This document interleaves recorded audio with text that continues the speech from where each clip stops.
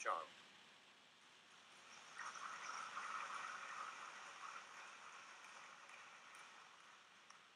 Thank you very much to members of Joan's family, to their Excellencies Miss Quentin Bryce, Governor-General of our Commonwealth, and Mr Michael Bryce, to my ministerial and parliamentary colleagues in such great numbers, past and present, friends and comrades one and all.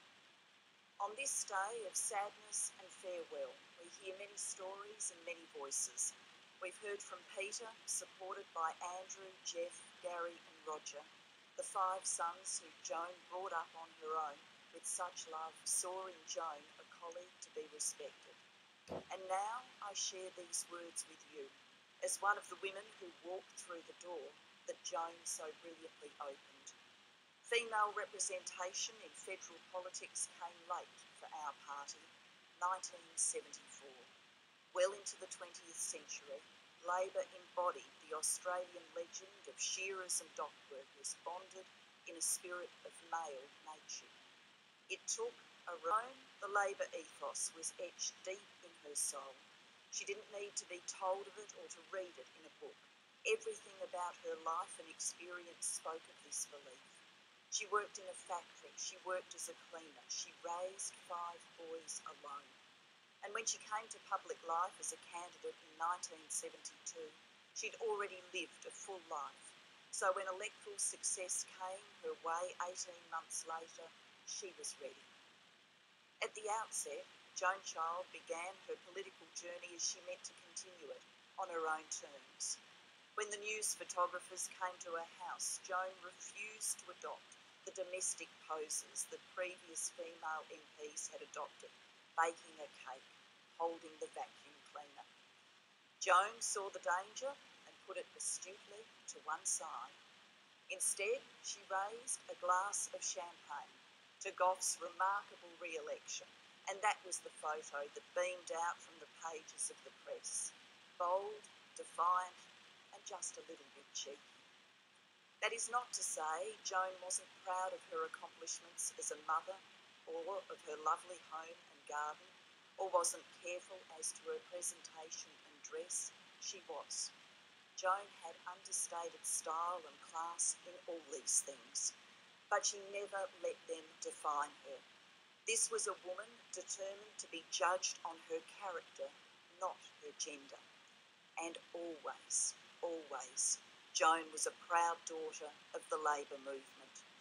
She was an activist. She understood that Australian politics is essentially values in the good times and in the bad times, and no days were worse than the 11th of November 1975 and the election to follow, when Joan, like Bill Morrison, who we also mourn at this time, lost her seat.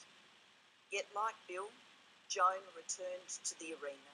She finally made it back in 1980, and this decade was Joan's finest time, the time of her speakership, the time when Joan's voice and face became familiar to Australians, the time when our belief that women can do anything finally began to be realised in our nation's institutions.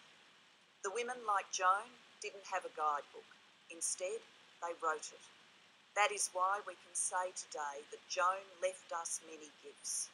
Her spirit of service to the Parliament and the people, her faith in the Labor cause, her ambition for her electorate and the nation, especially in terms of how we care for the disadvantaged and people with disabilities.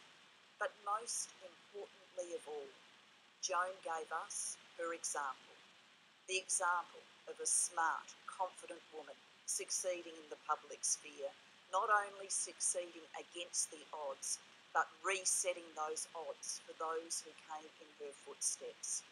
Through it all, Joan seamlessly blended toughness and kindness, and with her beloved hawks, her Elvis recordings, her books and her garden, Joan remained resolutely, calmly, refreshingly normal. So friends, today we bear witness as the Labor tribe. We gather to mourn one of our own, one of our best. And as Australians, we acknowledge a woman who believed that our nation's creed for fairness and opportunity must also have a space for women, must also have a space for her. By any measure, Joan Child had a remarkable life.